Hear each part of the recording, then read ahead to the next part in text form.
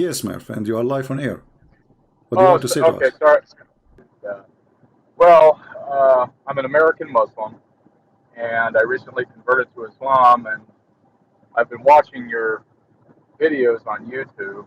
And well, at first I got angry with you over some of the things you were saying.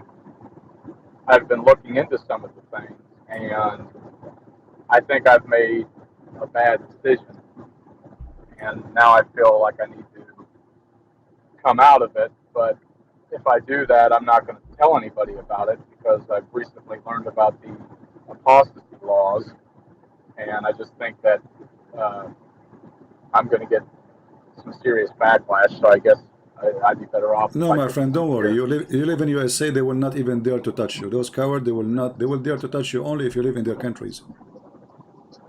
No Yeah, one. well, when I converted, I was told this beautiful story about how Islam is the only monotheistic religion left, and how Muhammad is the seal of the prophets, and Islam only engages in war if it's defensive war, and they were very nice and they were very kind when speaking to me.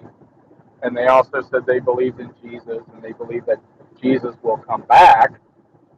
And I did some investigation into the Islamic belief and how Jesus will come back. And what I found shocked me. According to the Islamic belief, if I'm understanding, is that when Jesus comes back, he's going to kill the pigs, which means Jews, and break the cross, destroy Christianity. And so, while it's true that they believe in Jesus, they believe in a very different Jesus than the one I was raised with. The Jesus in Islam is hostile towards uh, traditional Christians and Jews, and that's one of the many reasons. I was angry at you at first, but I'm actually glad that you do what you do because there's so many things that so many Muslims don't know about their own faith, and myself included. So, my friend, so did you decide today to leave Islam? Yes, I mean to yes, I'm that. And gonna. what about becoming Christian again? Do you accept Jesus as your Lord and your Savior? Yes, I do, I mean to that, and and we are happy for you. I feel terrible for I do. There's a lot of really good Muslims out there who I don't think that they either don't know about the core things that Islam teaches. Another thing that Islam teaches is that women don't have the same rights as men do. I mean, yes, they have rights, but I'll give you an example. The Quran teaches that a woman is required to submit to the sexual needs of her husband, and if she doesn't, Allah and His angels will curse her all throughout the night when Exactly. she's asleep. And a man is able to unilaterally divorce his wife, no questions asked. A woman can't do that in Islam. A man can have up to four wives, although Muhammad could have more, which yeah, A I privilege, was, yeah, sexual yeah, privilege to the cult leader. exactly. And not only that, Muhammad had sex slaves. He sold sex slaves. So I've been doing a lot of investigating into the faith after I converted, and I should have done more before I took the Shahada, but Yeah. For how long you been a Muslim? not very long, about 3 months, not very long. Few months? Uh, yeah, a few months. Okay. I was curious. I went to a mosque. I met some very nice people there. They were very open, very welcoming. I was actually, surprised on how open and welcoming they Well, they would are be. nice because they wanna win you. This is the game. What do you think they will be rude to you? I mean, they're trying to win you to join us, right? So it's a trap. Ha, have you And have you ever heard of a scam is not nice when they call you like a scam? You know what scam is? right, and I've been asking some of my friends who I attended the mosque with some of these questions, and they don't like to hear them. They don't like to hear them. They don't like answering them. or they say things like, well, you're taking it out of context, you're misinterpreting it, and that it's almost as if Islam is never wrong, ever. The Christians are always wrong, and Islam is always right. Islam has never killed a person, it's never done anything that would reflect negatively on the faith. And I was also looking into ISIS and other terrorist organizations that have done, beheadings, and rapes, sex slavery, and all of these things.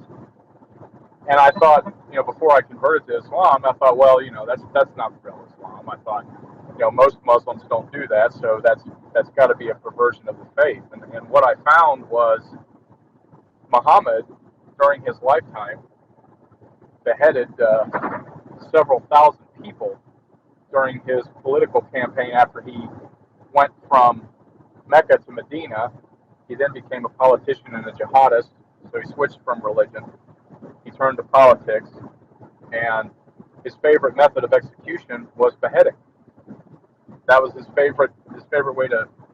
And he beheaded actually, his favorite was a crucifixion and putting nails in the eyes and cutting hands and feet. Oh, yeah! Wow, what a good trade-off. Yeah, this is his favorite, and this is actually in the Quran. So, and Muhammad, he practiced that. He put nails, he heated nails, and he put them in the eyes of those people who oppose him,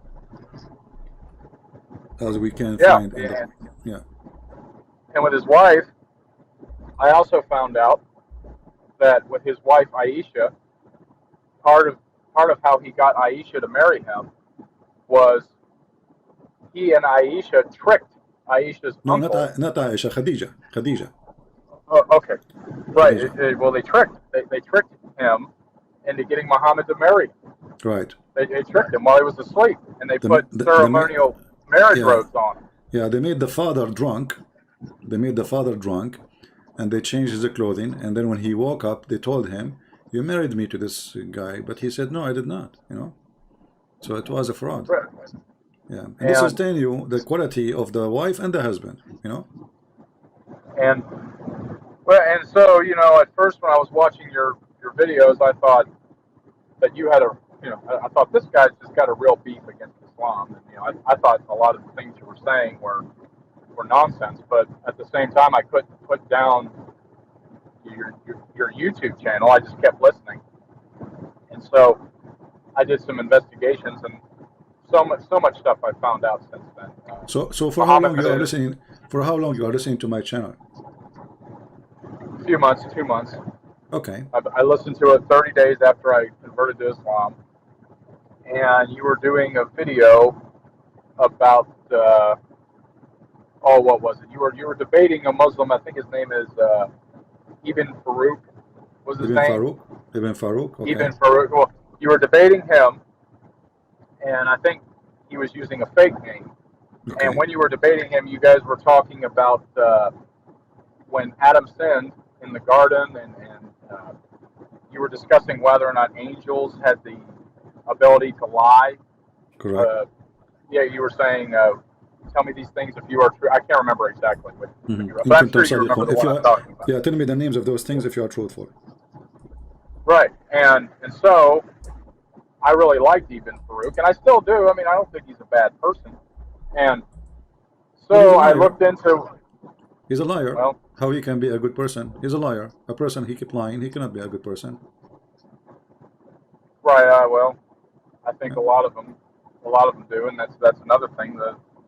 So a good person, he don't make religion as a business of lying, because supposedly you are following God, and the one who is religious is the last one to lie, right? So when the one who is religious is lying, so what kind of religion this religion is? And I looked.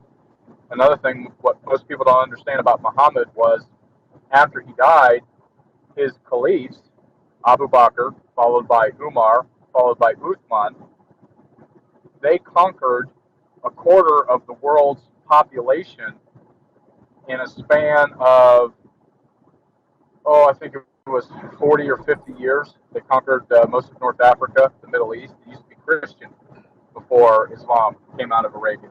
But as soon as Islam came into the world and the caliphs came into the world, they immediately began attacking their neighbors to the north, south, east, and west in all directions, and it's still going on to this day. So when people get upset when they say that ISIS is not the true Islam, I can tell you right now that as somebody who, well, at least until most recently was a Muslim, even for a short period of time, ISIS is practicing the Sunnah. They are practicing the core teachings of Islam. 50 years after Islam was born, over 90,000 churches were destroyed all throughout the Middle East, going towards Persia, and all throughout North Africa.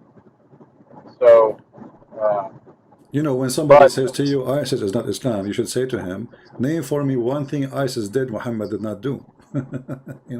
Just name one. He did all of it. The sex slaves, Muhammad had sex slaves, he sold sex slaves. His favorite sex slave. Beheading, cutting hands, cutting feet, crucifixion, everything they did is very Islamic, attacking the neighbors. Muhammad, he says, attack the Romans so you can get the blonde girls. Well, my friend, we are happy that you decide to leave this garbage. And if you know any of your friends, you met them during the time you became a Muslim in the mosque, and they were a Christian, they converted to Islam, let them watch my videos and ask them to be free to call me if they are still not convinced to leave Islam. Right. And and with the apostasy laws, well, don't worry about apostasy law. Don't worry about it. Here, they don't dare to do anything. Here we go. I live in America. I laugh at Muhammad every day. What they can do about it? We are men. We are not cowards, right? Right. We are men. And I'm not worried about anything happening to me here. Yeah. What? But the reason I'm bringing up the apostasy laws, I'm not worried about happening here. Don't worry. Many Muslims take these apostasy laws very seriously. No, they don't. They don't. People are leaving Islam, my friend. People are leaving Islam. No, people are leaving Islam in the Middle East, left and right. Just go and see in the Middle East what's happening. All days is over. All days is over. The only place is crazy is like Pakistan. Pakistan is those are the country. All of it is controlled by terrorists. Bangladesh, maybe Pakistan. But if you go in the Middle East, if you go to many countries in the Middle East, you will see many even changing their names from Muhammad to George or whatever, So all days is really over. Even now, the Islamic fatwa of Egypt, because many they are leaving Islam, they don't dare anymore to say we want to kill him. There's no. That's it. The law of apostasy in Egypt cannot be practiced. The law of apostasy, even in Saudi Arabia, cannot be practiced.